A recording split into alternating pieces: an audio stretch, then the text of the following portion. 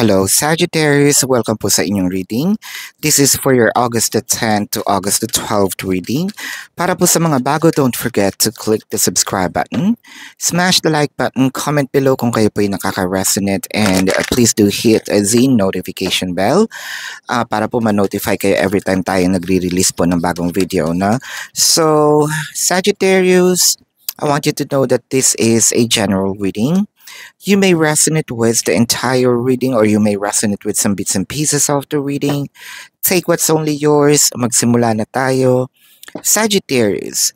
So, ang nakikita ko dito, merong mga nagtatanong, totoo bang mahal ako ng taong ito? No? Bakit parang may kulang? No? Let's say, we may be in a relationship. We're not looking for someone, all right? That's different.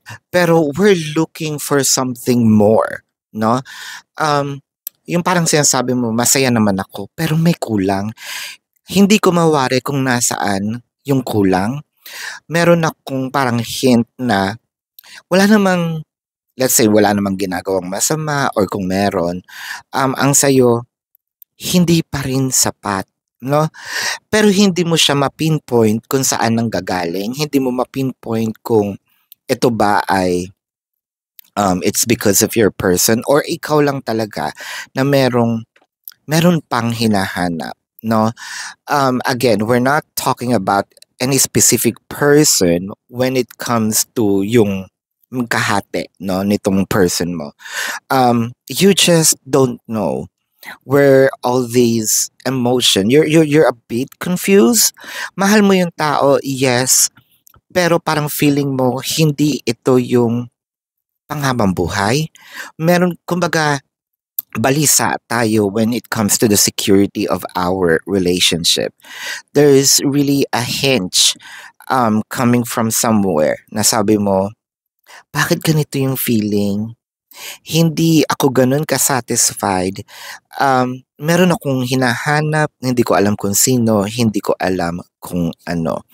With the Ace of Wands, the Moon card, and the Chariot, I believe that yung hindi na kayo ganun masyadong nakikita nito ni person, no? When I said hindi na ganun masyadong nakikita, baka kasi there are work, no?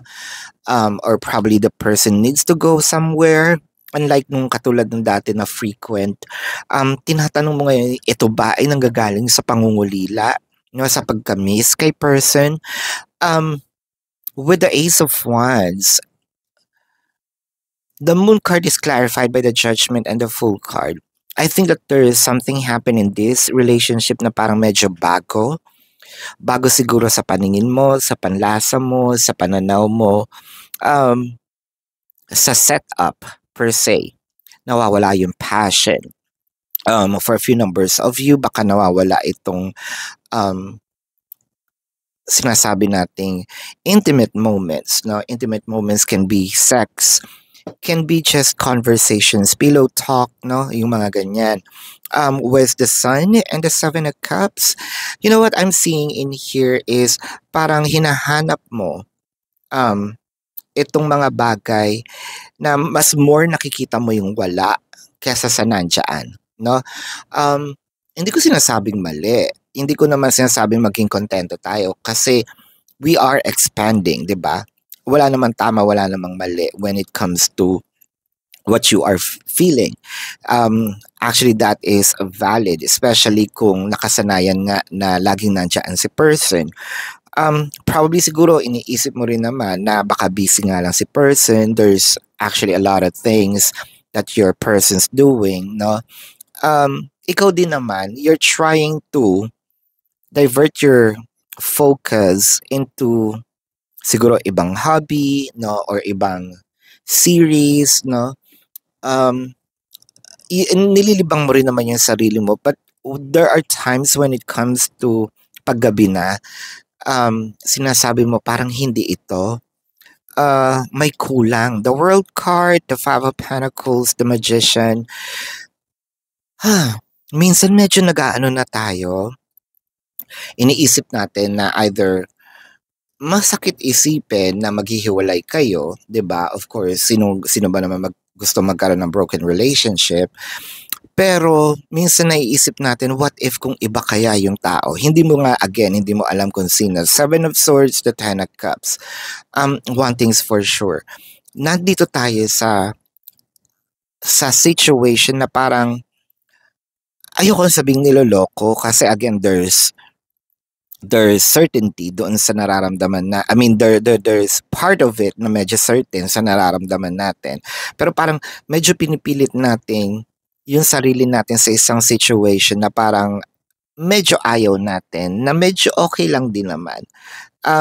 Hopefully, no, parang you're crossing your fingers, you're gonna have a clear vision of what you truly want in the connection.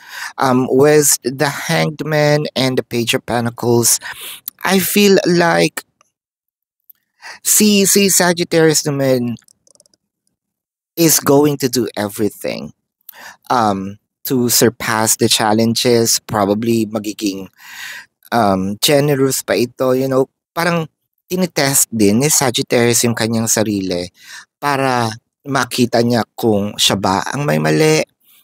So I'm gonna be generous on this and I'm going to check, no, kung hanggang saan.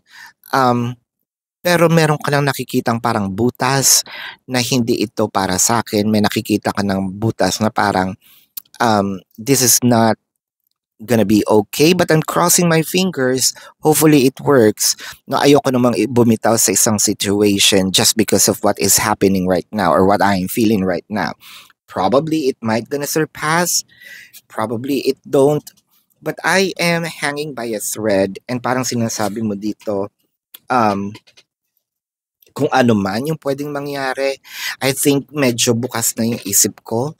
Medyo may clarity, no? Bakit pa urong-urong itong ayan, medyo may clarity na rin na or medyo kahit papaano sinasabi mo sa puso mo na okay, sana maging okay ang puso ko pag dumating yung time na makapag-desisyon, no? Ako na either leaving or staying in the connection. Let's check your emotion or your person's emotion in here. I need some more time before I can come to you and I wish you were mine. Well, I think for a few numbers of you, hahapiyawan ko lang to, no? Yung small percentage, baka naman kasi meron tayong iniisip din na ibang tao. That's actually for a small percentage. But for the larger, you know, scale, I'm seeing here, I think that you are nakikita ng person natin yung ating pagiging cold dahil sa ating nararamdaman ngayon. Siguro nagbo-worry din si person, no, na sana mapasaya ko siya and I hope that this connection is going to be lasting, that we will stay stronger and move forward this connection into another level of commitment. So let's check the zodiac sign of your person.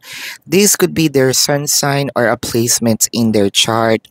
Taurus, Scorpio, Pisces, Sagittarius, baka kapwa Sagittarius, no, Virgo, Leo, Libra, Aries, Cancer. That's your reading. So Sagittarius, para po sa mga bago, don't forget to click the subscribe button, smash the like button, comment below kung kayo po ay nakaka-resonate and hit the notification bell. Kung gusto niyo pong sumali sa ating live session sa kabilang channel po yan, that is Babaylan TV. No, yan po ang ating unang channel catered for our international audience. And kung hindi nyo po maabutan yung live sessions, pwede naman kayo magtanong dito sa comment section as long as the question po is answerable by yes or no.